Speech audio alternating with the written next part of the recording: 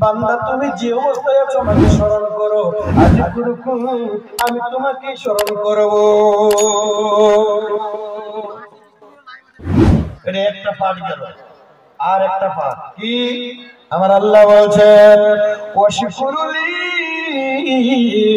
ওয়ালা তাকফুরুন।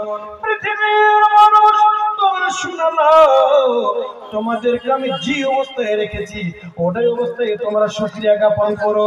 তোমাকে ভ্যান চালক বানিয়েছি, তোমাকে টোটো চালক বানিয়েছি, তোমাকে নৌকার মালিক বানিয়েছি, তোমাকে মুচি বানিয়েছি, তোমাকে আলেম বানিয়েছি, তোমাকে মেথর বানিয়েছি, তোমাকে কাঠ মিস্ত্রি বানিয়েছি, রাজমিস্ত্রি বানিয়েছি, লেবার বানিয়েছি, তোমাকে আমি প্লেনের পাইলট বানিয়েছি, ট্রেনের পাইলট বানিয়েছি, তোমাকে প্রফেসর বানিয়েছি, তোমাকে মাস্টার বানিয়েছি, তোমাকে আমি অন্য কোনো মানুষ বানিয়েছি।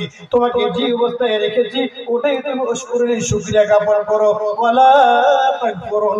জীবনে বান্দারে শুকরিয়া অশুকরিয়া করতে মানে কুফরি করবে না, করবে না, করবে না। যে অবস্থায় তোমাকে আমি বানিয়েছি রেখেছি ওটাই তুমি শুকরিয়া করো। আপনি বলেন যে মাওলানা আমি কি গোটা জীবন খালি লেবারি করে যাব?